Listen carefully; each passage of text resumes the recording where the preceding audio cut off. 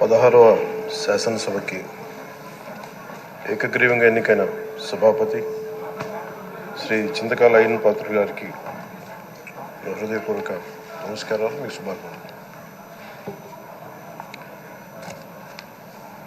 ఇది నేను మొదటిసారి అసెంబ్లీలోకి అడుగు పెట్టడం.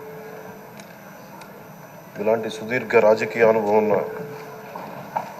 దాదాపు 7 సార్లు ఎమ్మెల్యేగాను, ఒకసారి పార్లమెంట్లో అడుగుపెట్టిన మీకు, Panchayati Raj, technical education, forest, R&B అనేక మంత్రిత్వ శాఖల్ని సమర్థవంతంగా నిర్వహించిన మీకు ఈ సభాధ్యక్షుడు, ఈ స్పీకర్ స్థానంలో కూర్చోవడం చాలా ఆనందంగా ఉంది.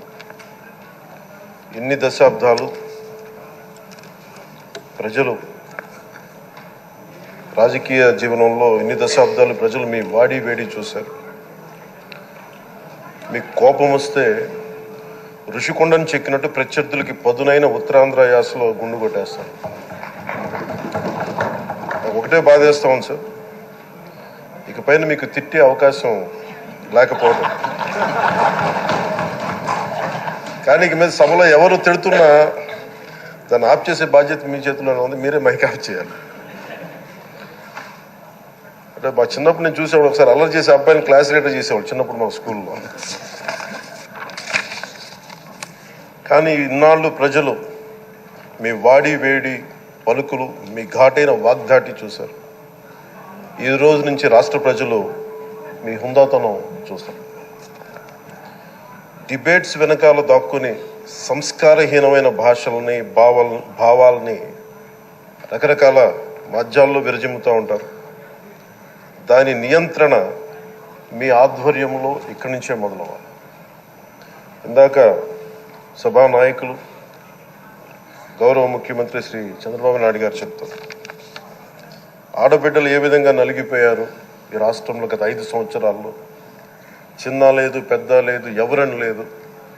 ఎవరన్నా సరే ఒక మాట మాట్లాడితే వాళ్ళు వ్యక్తిగతంగా దూషణ, సోషల్ మీడియాలో వాళ్ళని క్యారెక్టర్ అసాసినేట్ చేయటం, వాళ్ళు పెద్ద నాయకులు కావచ్చు, కార్యకర్తలు కావచ్చు, లేదా వాళ్ళకి ఎదురు తిరిగి ఒక ఒపీనియన్ చెప్పి ఎవరైనా సగటు మనిషి కూడా కావచ్చు, అది ఇక్కడతో ఈ రోజు నుంచి ఆగిపోవాలి అధ్యక్ష.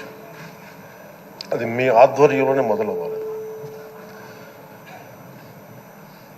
గత ప్రభుత్వం తాలూకు సభ జరిగిన విధానం చూస్తే ఈ వ్యక్తిగత దూషణ ఇవన్నీ చాలా ఇబ్బంది పెట్టే ప్రజలు.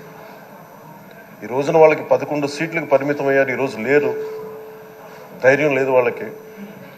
విజయాన్ని తీసుకోగలిగారు కానీ ఓటమిని కూడా ధైర్యంగా కూర్చుకునే వాళ్ళకి స్థాయి లేదు, వాళ్ళకి పారిపోయారు ఇక్కడి నుంచి. భావంలో ఉండే తీవ్రత భాషలో ఉండాల్సిన అవసరం లేదు. భాష మనుషుల్ని కలపడానికి కానీ విడగొట్టడానికి కాదు. భాష విద్వేషం రేపడానికి కాదు, పరిష్కరించడానికి. ఎంత జటిలమైన సమస్య అయినా, భయంకర సమస్య అయినా చర్చల ద్వారా పరిష్కరించుకోవడానికి కానీ వివాదం సృష్టించడానికి కాదు. ఈ సభ ఉన్నది అందుకు. కానీ మనం చూసింది వాళ్ళ దగ్గర నుంచి బూతులతోటి, వ్యక్తిగత దోషులతోటి రాష్ట్ర పురోభివృద్ధిని ఆపేశారు.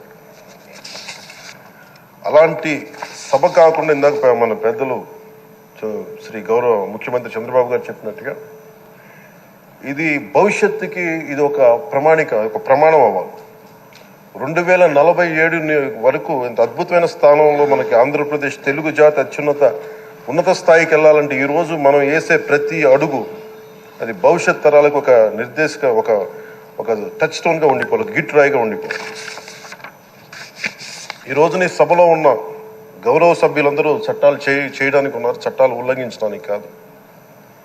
విభేదించడం అంటే ద్వేషించడం కాదు, వాదించడం అంటే కొట్టుకోవడం కాదు.